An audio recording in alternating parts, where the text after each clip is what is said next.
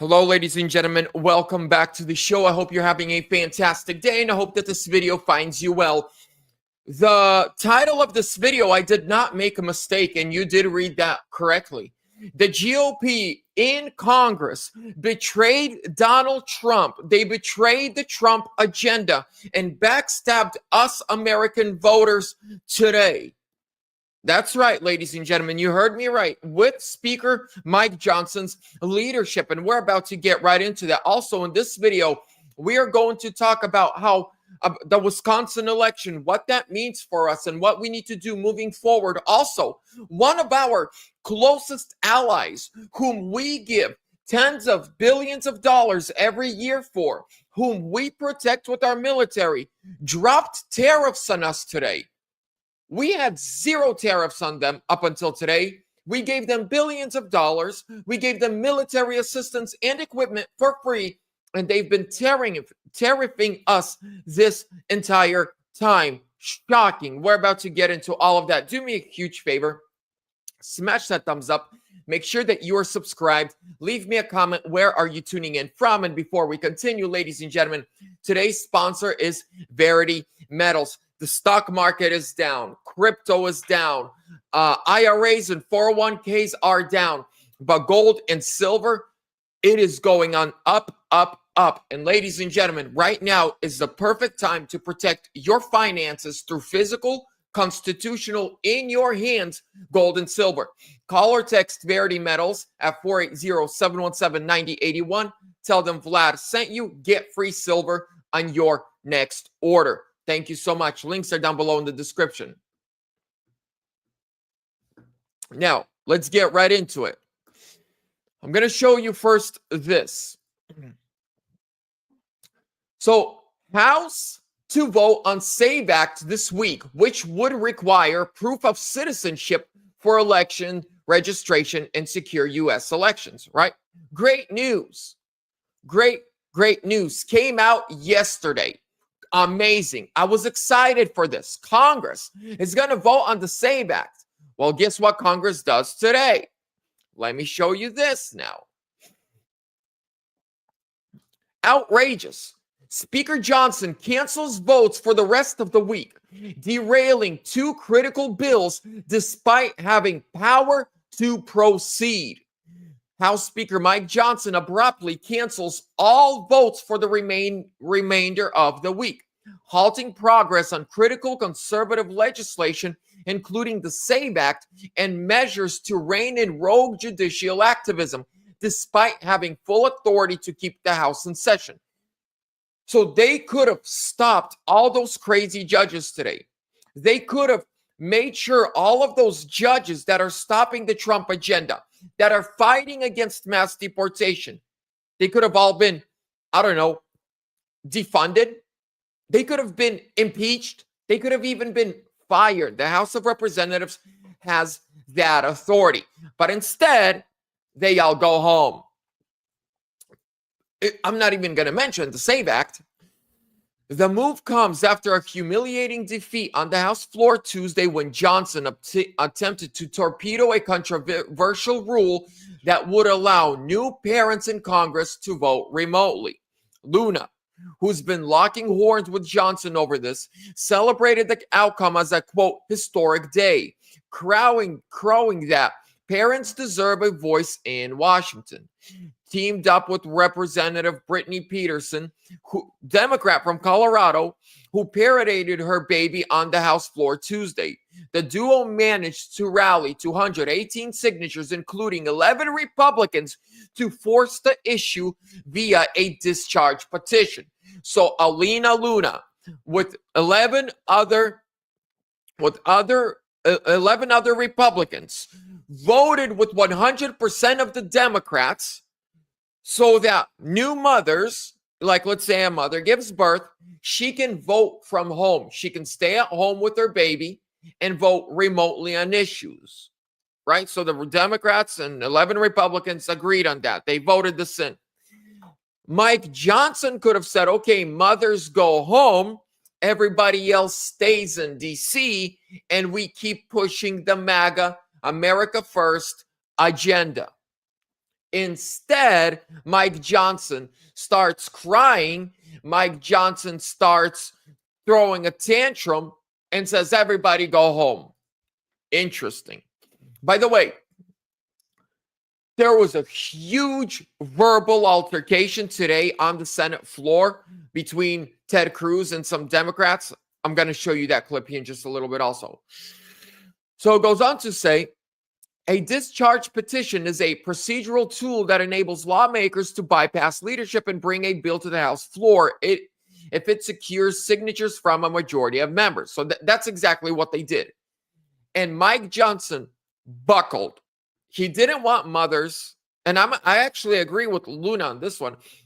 If you just had a baby and you're in Congress, you should be able to vote from home or remotely somehow. Johnson didn't think that. He thought that you're supposed to bring in your one-day-old baby to the House floor. I don't know. But Mike Johnson buckled. Mike Johnson broke again.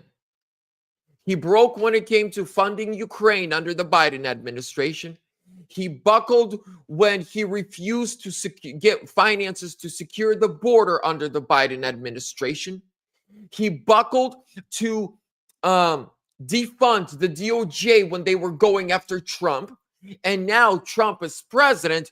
Mike Johnson promised us all these great things, and he's buckling. I wonder, who's blackmailing him? Yeah.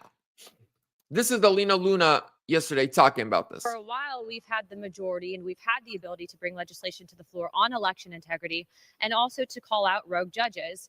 And yet they chose at this point in time to tie this discharge petition killer to this rule that would also permanently paint me and the members supporting it. And I would like to also share that I'm one of the most conservative members of this body. I'd like to hold up my voting record to anyone else as not just being anti-election integrity, but also enabling a position that I don't typically agree with. That in itself, I would say in this entire process has been the most disappointing, especially from among my party. Yeah. Now, remember how I told you there is a ally of ours that we give billions of dollars to every single year. We protect them from terrorists. We give them weapons. We give them everything that they could ever imagine. We give it to them. We actually put people in prison for criticizing this government. And apparently, they've had a bunch of tariffs on us. Listen to this. Israel nixes U.S. import tariff. Look at this. Israel nixes U.S. import tariffs a day before Trump set to levy duties on trade allies. Just got rid of all the tariffs. Well, that's fair. Why do you have tariffs on us and we don't have them on you? We're not being mean. So good for Israel. That's a good thing Israel did. Good.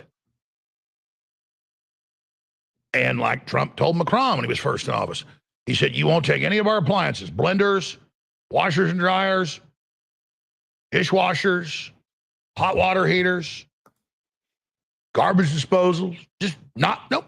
Won't even take them. So Trump said, I'll just put they said, no, we're not getting rid of it. He said, 100% tariff on all your wine. 3 minutes later, call back, fine. And then they do other little sneaky stuff to block it. And that's what the reciprocal tariffs thing is. It's not just reciprocal tariffs. It's all the hidden tariffs, all the hidden crap. Trump's like, we're going to look case by case and it's over. Because again, the globalists want us deindustrialized. They want to control us. And they want as middlemen to control that market, because if those countries and corporations don't give them a big slice of the pie, they will come in with regulations and tariffs, but nobody ever did make the deal because America ran the world by 1950. And then our power, because we'd been the freest country on earth, not perfect, but the best system, was parlayed into building this big, disgusting, globalist, derivative-based empire that we pay for, we enforce, we get the blame for. Yep. When nobody's enslaved as much as somebody in the empire, but enslaved with the chains of Hollywood and Satanism. And America, it has awoken to a great extent, and it is. But when you first wake up in the dark, you just know the fire alarm's going off. You don't turn the light on, get your bearings. We're going through that, getting our bearings right now. That's right. My question is this: why does Israel have any tariffs on us? We give more to Israel for free than to any other nation in the world. Yes, they're an ally. Yes, they're a friend. We stand with Israel. But why do they treat us like that? Why do we give so much to Israel? We will actually put people in jail for criticizing Israel, but they have tariffs on us? I'm as a Christian man, I want to understand, why does our closest ally, as many say, I believe as a Christian person, I stand with the people of Israel, not a government. I stand with the Church of Christ and the Christ followers, not a government. And I believe there are no friends in government. Government is like a business.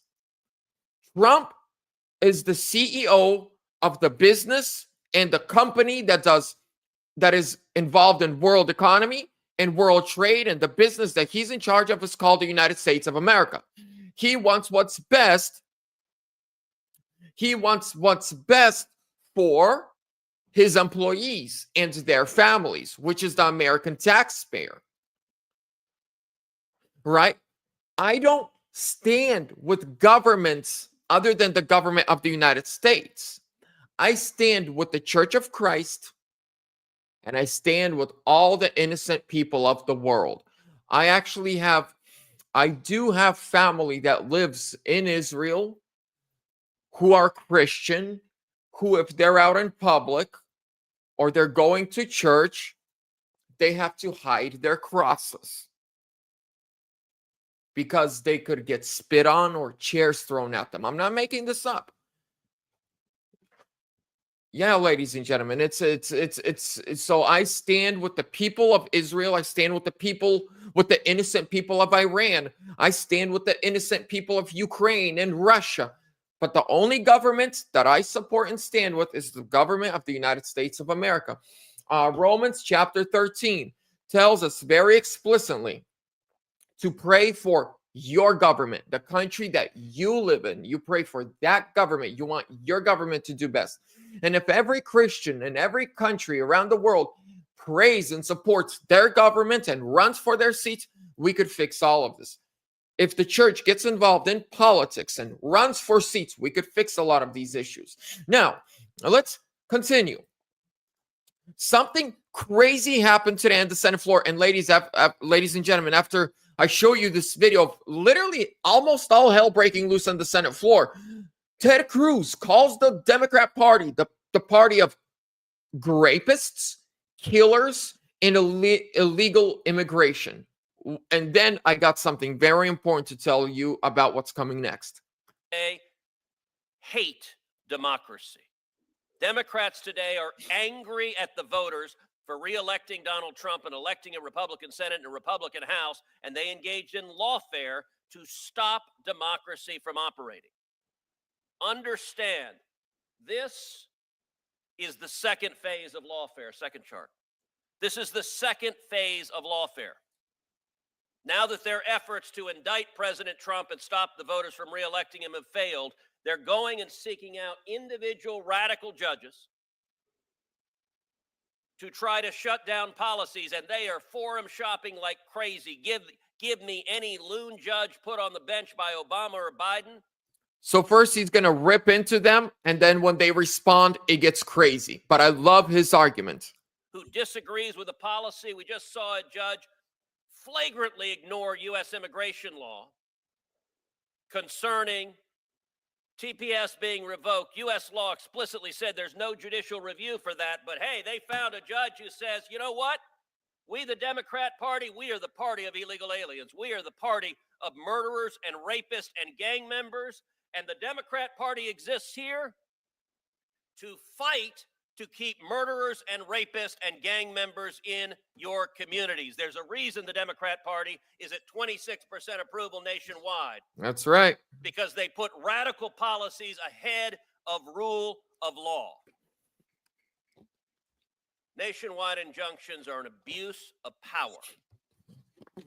It is the judiciary acting as policy deciders, and it is incumbent on this committee and this body to rein in the abuse of power He's from these exposing unelected them. radical judges who are trying to overturn the election because they disagree with what the voters decided.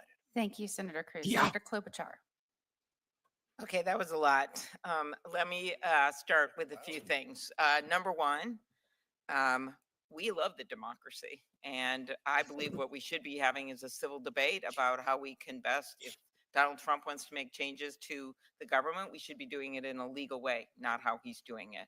And the only reason there's all these injunctions, Senator Cruz, is because he's violating the Constitution. Why would Trump appointed judges? Why don't you rule file them in against- red districts? Senator Cruz. Why? What did you just say? Ooh. Why don't you file them in Senator red Cruz, districts? point Why of are the order. Democrat attorneys Senator Cruz. general seeking out Senator Cruz. left-wing my blue esteemed single colleague. single Quite districts? patient with One Senator second. Cruz's activities Yeah. in this building. Senator I think Whitehouse. He's entitled to. I'm just going to ask for a point of order. Madam Klobuchar, Senator Klobuchar. Senator Moody, we have debates on this committee. They occur I'm regularly. Let's let her have her time and then JP we'll get back to that. 1445. We'll get back to Senator She's Cruz. welcome to Senator answer the Klobuchar, question or go not. ahead. It's her choice. Go I'm ahead. so And I would excited encourage to you be to answer. following Senator Cruz once again. Excuse me? But I will say Excuse this. me? I didn't hear you. What did you say? To be following him. He and I have a I was long-standing- permitting you your time to continue. Oh, to What do be you- following him in order. He and I Excuse have me. a Go ahead, Senator long-standing Klobuchar. debate during hearing. Go ahead, That's Senator what I'm Klobuchar. referring to. Go ahead. And I will take more than my time since he's taken more than his time to yell at me. Go So ahead. what I will Yelling say at is me. that I'm not yelling. I asked a question. Senator Cruz, please. I'll give you time.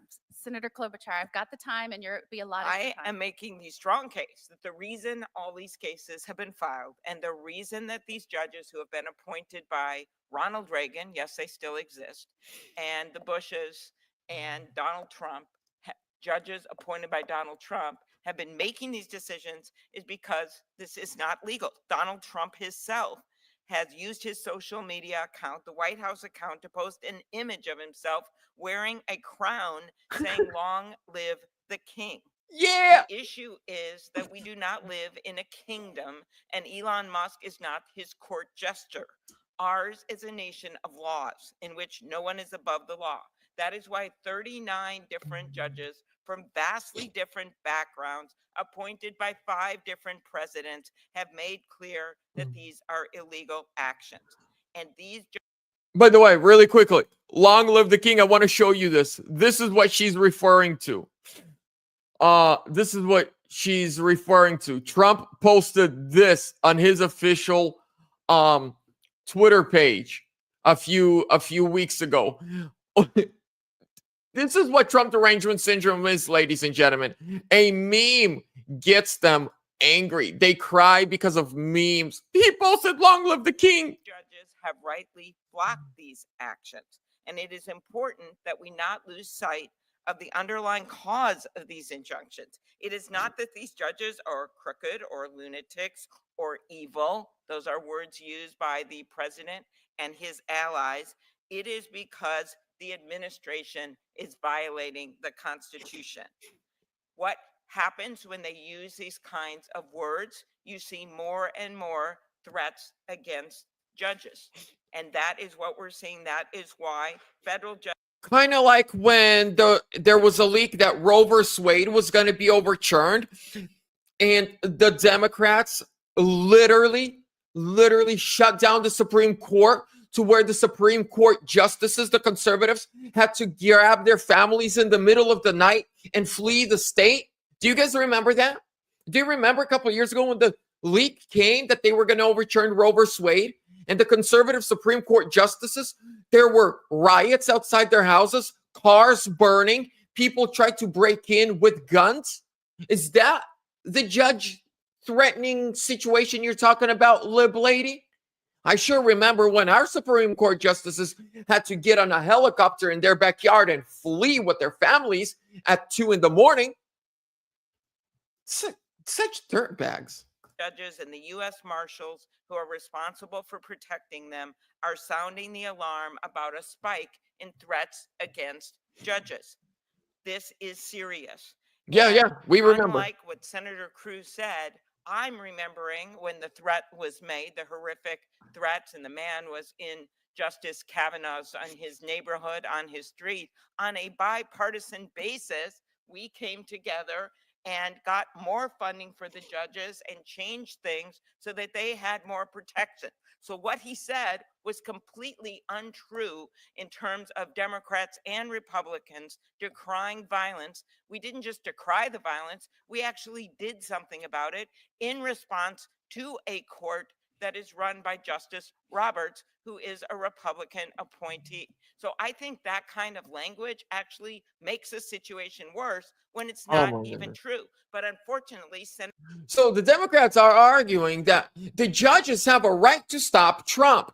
The Democrats are arguing that judges have a right, an unelected judge has the right, who was sworn in 30 years ago, right? A judge from 30 years ago who's been sitting on the bench for 30 years can right now, after the election was just a few months ago, stop a president from fulfilling his campaign promises, and he just got into office. So what's the point of elections?